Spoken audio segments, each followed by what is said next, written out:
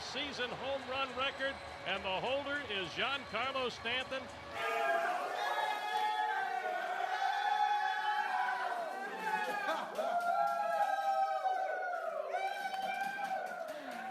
Welcome to SI Now Live. That was an interesting scene. I'm Robin Lundberg with Maggie Gray, of course. That was Giancarlo Stanton, who is on a tear. Last night he hit his 10th home run in 11 games, making him our adrenaline performer, presented by Toyota. Let's go places. Stanton now on pace for 60 home runs. Only 5 people have hit 60 plus in a season, and he would be the first player to hit 60 at 27 or younger since Roger Maris in 1961. Maggie, we've talked a lot about the face of baseball and seemed to rush to anoint Aaron Judge. Did we forget about Giancarlo? You know, we're paying attention to him now. I like the image of him in the laundry basket, having them pour beer or whatever all over him. That was pretty funny. No, listen, I don't think that we, being the baseball media or baseball fans, can be blamed for not paying more attention to Giancarlo Stanton until right now. I mean, this is a man who has had a lot of injuries in his career. Some could be helped, some could not be. I mean, some were totally unavoidable, like getting hit in the face. I mean, that's just a freak accident. But he's only played 115 games a year between 2012 and 2016. I mean, besides the 4 All-Stars and the Silver Sluggers, has also not won an MVP or an individual award. Also, he has never played in the postseason. The Marlins as a franchise haven't been there since the 90s. So we haven't seen him distinguish himself on the stage where it's him all alone, sort of how careers are built in the postseason and in October. We haven't seen that. So I think what Giancarlo Stanton is known for the most now is really the massive contract that he has, and now for hitting all these home runs, which is so fantastic.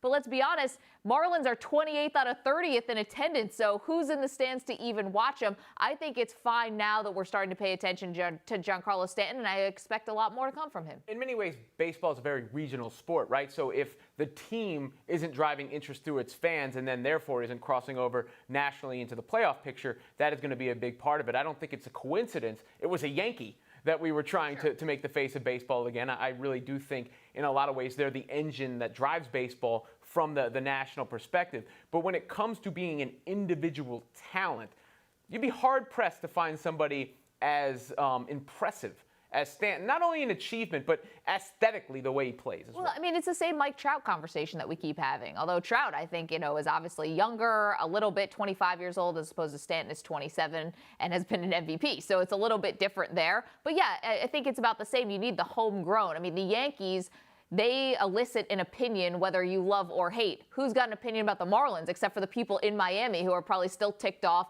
that they had to pay for that stadium and they didn't seem like they wanted it. Meanwhile, Derek Jeter, as part of the new ownership group that's taken over, now we get a little new blood in the front office. Do you feel like trading Giancarlo Stanton is going to be a priority for Derek Jeter? You would hope that the new ownership group puts their funds into the team and builds up the rest of the team around Stanton. While it may be prudent in a sense to try and get back multiple resources for just him, who you're pouring all this money into, but I think, given that we just mentioned the Yankees and the star power and appeal that brand has, there has to be something within Jeter that realizes the value of having a face of the franchise. So I would say you should be able to have the best of both worlds if you do have a new ownership group who remains committed to the team, who's able to build the team around Stanton, so having the individual as well as the team excellence. Of course, we are streaming on Facebook Live, and I should mention, of course, the Marlins won the World Series in 2003, but it was like a one-off. They won the World Series, then they sold the whole team off, so thank you for correcting me, guys.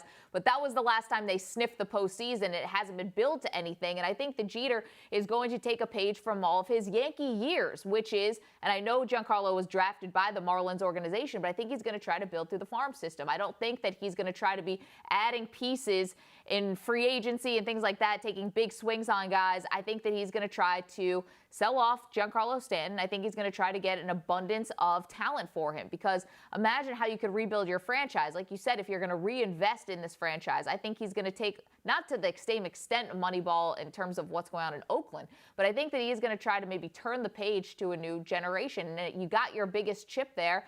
You have a team that hasn't sniffed the postseason since 2003 when they won the World Series. So I think it's time to start over. And listen, Stanton contract is so backloaded. There are definitely going to be obstacles here. The amount of money, sheer. He also has a full no trade clause. So, it's going to be difficult, but I think that Stanton might even welcome a different, change of scenery. I think he wants to play in front of fans. It's funny that you bring up Jeter in the homegrown system because the Yankees have always had this label of buying their championships when really only the most recent one is the one you could argue was bought. Before that, they were built on the core four and the thumb and Bernie Williams, right? Right, of course. Okay, no wonder Tiger Woods could barely talk or walk a straight line. Results of a urinalysis show that Woods had traces of 5 different drugs in his system the night police in Florida found him asleep in his car on the side of the road. The cocktail of drugs included 2 opioid pain medications, 1 medication for anxiety, 1 for insomnia, and metabolites of THC, which is the active ingredient in marijuana. Of course, Woods entered an out-of-state rehabilitation facility after his arrest. His arraignment for his arrest is set for October 25th. Robin, I think that Woods, he could really put a different face here on what is a health crisis in this country, and that is the opioid epidemic. I don't think we don't think of golfers having this type of problem. He obviously had multiple back surgeries and is clearly dealing with a lot of pain. But I think we think about, these chronic pain medications more for football players, hockey players, these collision sports. I think that Tiger Woods, if he used his celebrity and if he's able to use his platform to bring attention to not only this dangerous mix of which he concocted himself and said he was trying to self-medicate and not using a doctor's orders about how he's supposed to be taking these drugs, but just the fact that you had 2 opioid medications, I mean, this is someone who we could put a face on what is just an absolute health crisis. Yeah, I have 2 reactions to that. The first is there were a lot of people saying, well, there was no alcohol in his system when he was pulled over. There are other intoxicants out there, and given what we've seen from this incident, obviously that was a dangerous situation. And the other is, you're correct. I mean, I don't know enough about Tiger Woods' situation personally to attach any labels, but I would say it's concerning. And I think we should fall back from the, hey, look how far Tiger has fallen from grace, into more, what about this guy's well-being? Because addiction is a real problem, and I hope everybody out there that is struggling with it can overcome it. And having others, I mean, from what I know of it, having others who relate to your plight is very helpful in that rehab. Of course, Jermichael Finley caused a bit of a stir yesterday when in a since-deleted tweet he said, athletes are looked up to and serve as role models. Leave personal opinions in race and politics alone. Do what you get paid to do and play. Obviously, a reaction from Martellus Bennett and HaHa Clinton Dix, amongst others, who took issue with this tweet. Robin, is Finley's ask of athletes fair? Absolutely not. Look. Jermichael Finley is totally entitled to his opinion and to go about, his life in that manner, or his career when he was playing in that manner. But athletes are not robots, and to his actual opinion that he put out there about role models, if you were to ask me to succinctly describe a role model, I might say someone who is willing to stand up for what they believe in despite the repercussions and consequences. And that's the antithesis of what Jermichael Finley was saying. I feel like this is an old take. I feel like this is the old way of thinking. And I know there are players now who, this is sort of the norm for a long time. Guys wouldn't put their opinions out there. They wouldn't stand up for things that they believed in because I think they were afraid of the backlash that we're still seeing today. But also there was this sort of overarching theme of just, hey, go out there and shut up and play. And this is such a privilege for you to play this game for a living. That means that you are not entitled to the rights of what every other citizen has in this country. And I think it's just outdated. I do. I mean, I think that this is something where I think we're past what Jermichael Finley is saying, and I think we're now looking at the people and the athletes who are willing to stand up and willing to take on that role of role model. I think we're looking at them in a different light, and people like Jermichael Finley, if they just want to stay in the back and just sort of do their job and not, dip their toe into any other circle or comment on anything else, all right, we'll do it. That's your right as well. Yeah, the notion of stick to sports is done. I mean, it's really impossible to ask that of someone if you are wanting to totally deafen all of their human emotions or beliefs or feelings. Well, it's funny, Robert Klemko, who we're going to talk to in just one moment, he writes, listen, if you want to use the stick to sports or sports as a distraction, then go get an Xbox and go play an NFL video game, because these guys are not robots. Meanwhile, Eric Reid, he was the first person to take a knee with Colin Kaepernick.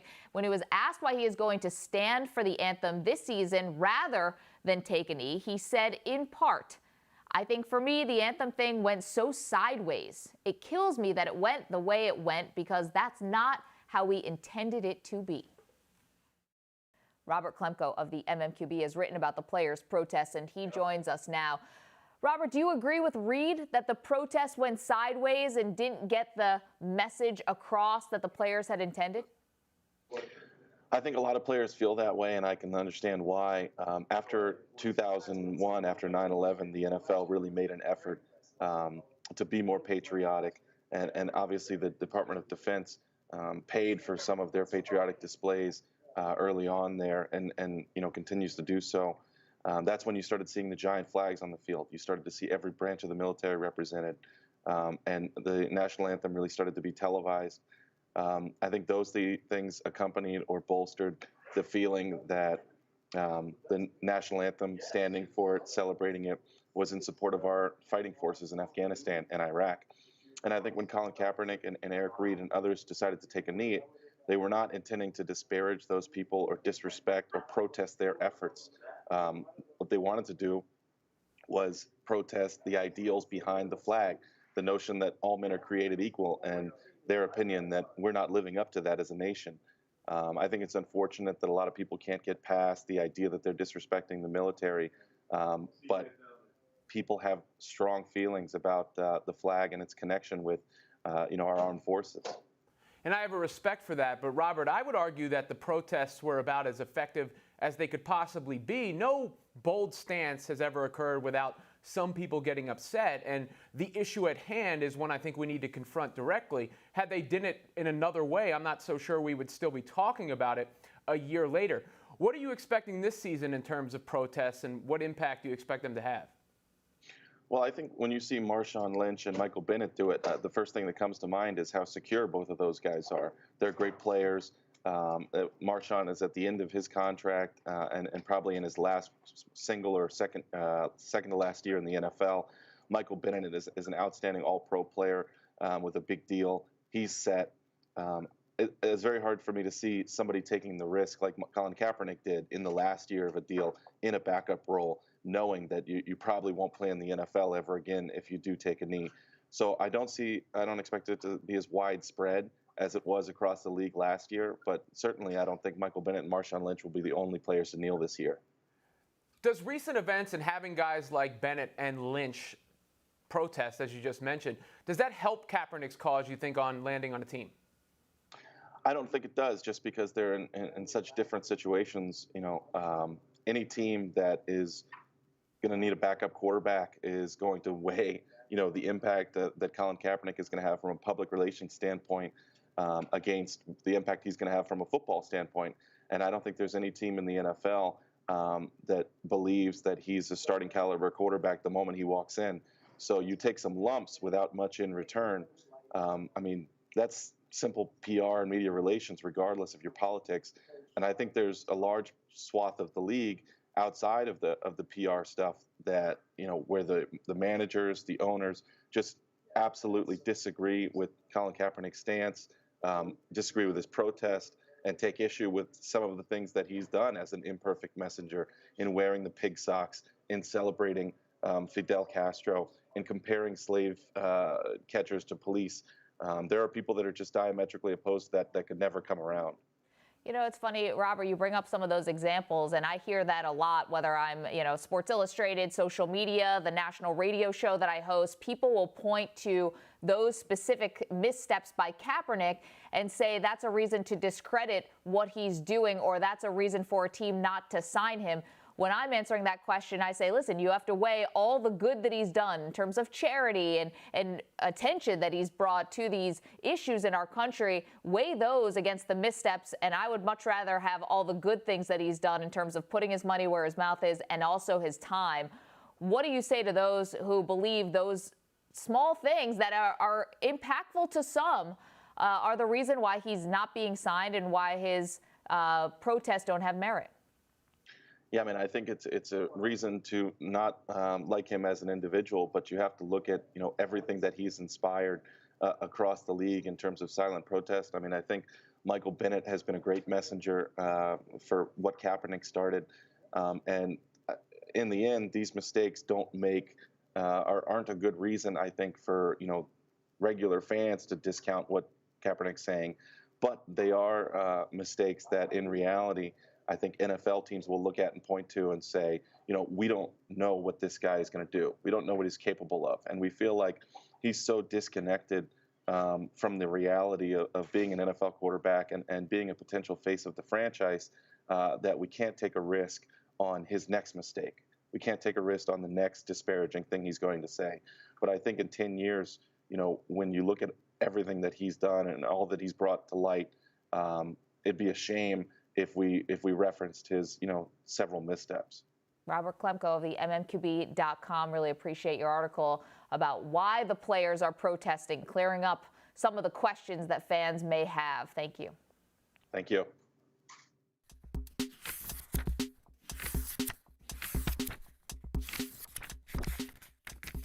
Of course, the NFL commissioner himself, Roger Goodell, is getting questions about these players protesting. And one of the responses that he's given, and it's made public now, fan forums and other places, he's asking, fans are asking him, how does he feel when players are taking a knee? And essentially what he's saying is this the right place and is this the right time to take a knee at an NFL football game? The most recent answer from Goodell to me seems like an example of have your cake and eat it too, right? He wants to say, hey, I'm not condemning these protests, but I don't want you to do them.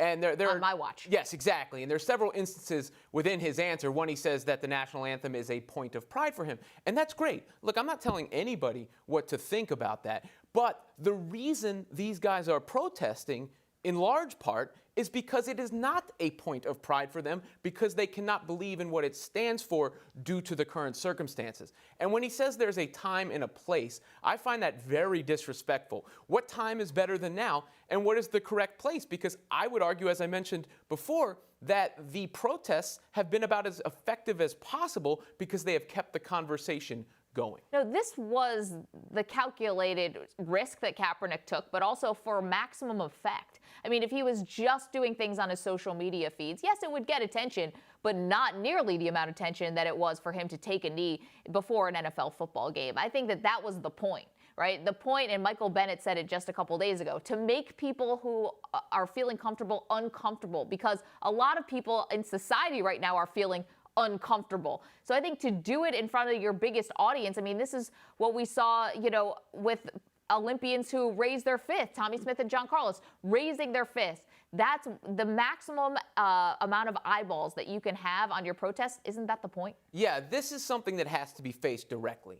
And I believe if it was done in another way, the topic would have already gone away. Maybe that's true. Of course, we all know you are prepping for your fantasy football drafts. We're pivoting hard there, probably doing some research at the office. Here's a handy guide to playing fantasy football at work.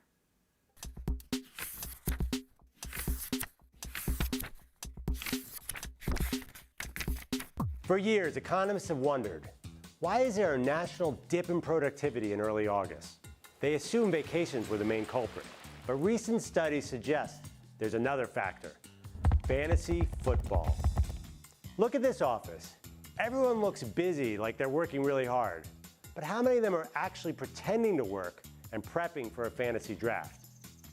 That's okay. The key is don't get caught. We here at SI Now can help.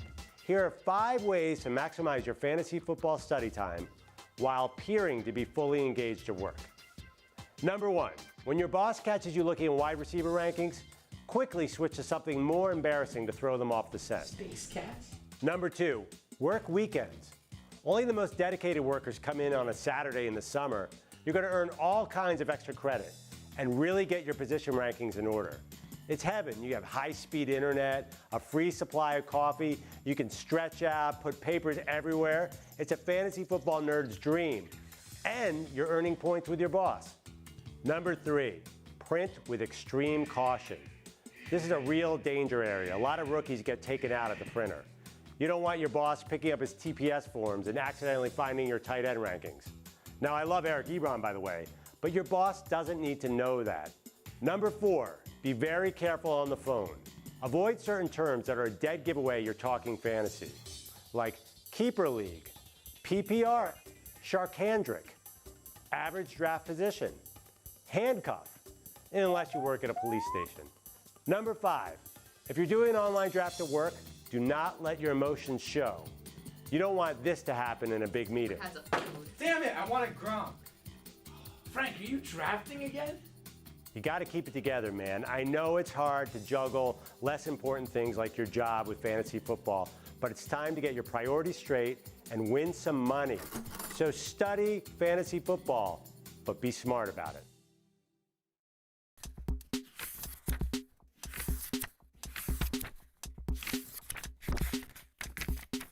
The nation's #1 recruit, Marvin Bagley III, has decided to reclassify to the class of 2017 and join Duke this upcoming season. Meanwhile, the most famous prep star, maybe ever, Zion Williamson, continues to make noise. Aggressive. He acts like he's mad at the rim. No one even tries to stop him.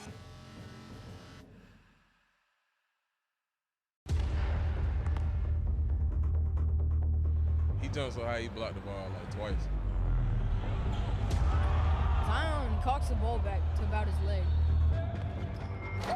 His windmill 360 is probably the most crazy thing I've ever seen him do. 360 windmill at Walford, like an NBA dunk. When I seen that, everybody went crazy.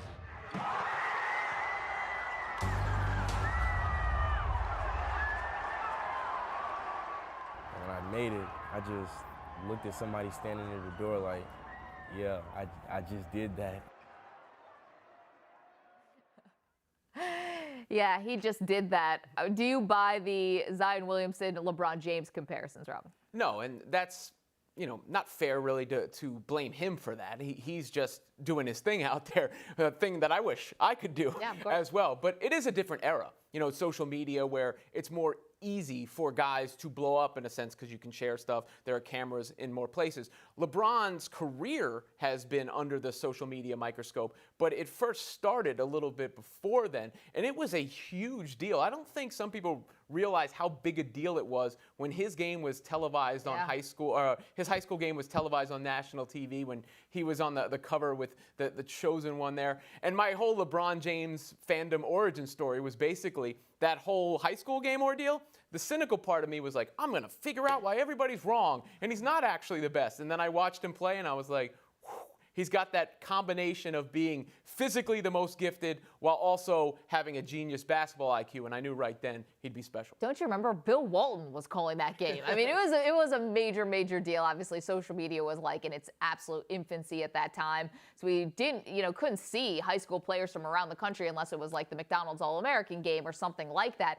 So obviously you can't compare LeBron James now to Zion Williamson. That's not fair. But if we can go back to when they were in high school, I mean, he does look like he has the same kind of ups. Now, here's the thing about LeBron and what makes him just so unbelievable is everything else that he has. I mean, there is a reason, I think, why LeBron James, more than a lot of other people, had this unbelievable amount of hype coming into the league. SI put him on the cover as the chosen one, as you said, and he wasn't only able to live up to it, he was able to surpass it. He was able to overcome, the circumstances of his childhood, which he brings up a lot. I mean, he says all the time, I shouldn't be here. He's growing up with his mom, Gloria, they often didn't have places to live. He was crashing on other people's couches. I mean, his story and what he's able to overcome, I don't know if Zion Williamson has all of that also attached to his story, but LeBron's is almost superhuman in the way that he's been able to deal with not just the basketball stuff, but just everything outside of it, the pressures and all that comes with it, and then also keeping the hunger. Keeping that desire, saying that he's chasing Jordan's ghost and having that determination to be the best of all time, even though he's already achieved so much in the sport of basketball. And, I'll just go back to one time, his rookie year, and I was covering the Washington Wizards, and the Cleveland Cavaliers came. Paul Silas was their coach, and I remember going into the locker room, and it was like a baby-faced LeBron James sitting there, and the media starts to assemble around his locker, and all of a sudden he just buries his head in a towel and screams. And then he came out and was like, all right, what would you guys like to know? He had just this way of managing his own stress, I think, at that point, which was, everything was just all so brand new to him. I think it's a lot more difficult than people realize to go through what you just described. While it's a little bit easier to make a name for yourself now because there are more outlets. We're watching LaMelo Ball play, you know, and that sort of footage as well, which you couldn't have done in the past. And remember, LeBron James, maybe it was unfair to him, but we were asking him to be the next Michael Jordan, and now he's in the conversation with Michael Jordan. There's a lot of work to be done between now and then for Williamson to get into the conversation with LeBron. Yeah, listen, as someone who covered high school sports for a long time, I covered Kyrie Irving when he was in high school. I mean, there is this, it's not just enough that you're getting the D1 scholarship, and now it's all just one and done anyway, but that's just not enough. From there, there's just so much more to go to even just become a serviceable player in the NBA, let alone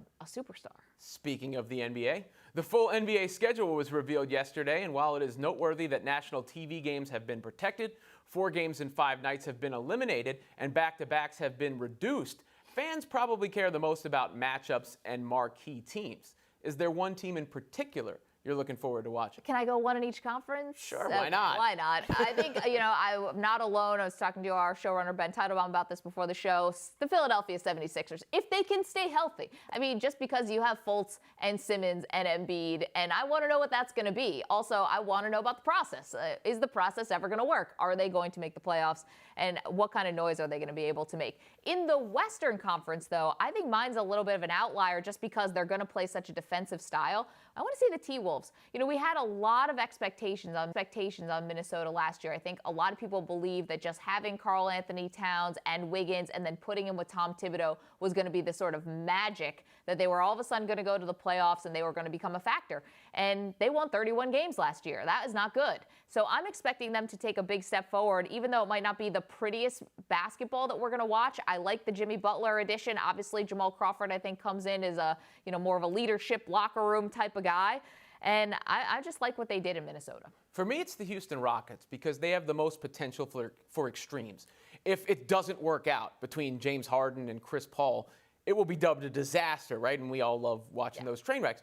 On the other side, though, they're the team that is most likely to put themselves into the conversation with the Warriors and the Cavaliers. So if someone's sitting back there saying, I'm tired of it being so predictable and it being those two teams every year, if there was a team that has the talent and maybe the potential to add even more to get on that level, it's probably Houston. Well, let's not also forget the Chris Paul narrative, which is, I mean, this is major for his legacy, this move to Houston, because if all of a sudden he's able to make a finals appearance or win a title, which is going to be tough, admittedly, because of the Warriors and Cavs, but if they're able to do that, how much does his legacy change? I mean, this is someone who was basically known for being, you know, the head of the Players Association, responsible guy, superstar on a mass level, but he'll be known for never being able to get to a Western Conference final or getting to an NBA final. And it will be tough, as much as I think Chris Paul is an all-time great player, I truly do believe that, it will be tough to go against the detractors if he's unable to make some noise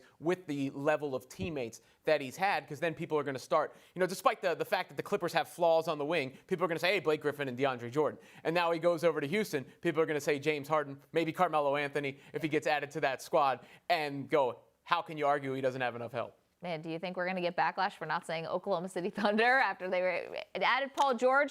You can leave your comments here on our Facebook Live. We appreciate you watching. Thanks so much for being with us. Of course, we'll be back tomorrow at 10:30 a.m. Eastern Time. We're going to hit some NFL training camps and other news. But until then, stick with SI.com for all the latest headlines and follow us on Twitter. We'll be posting clips of the show right after this.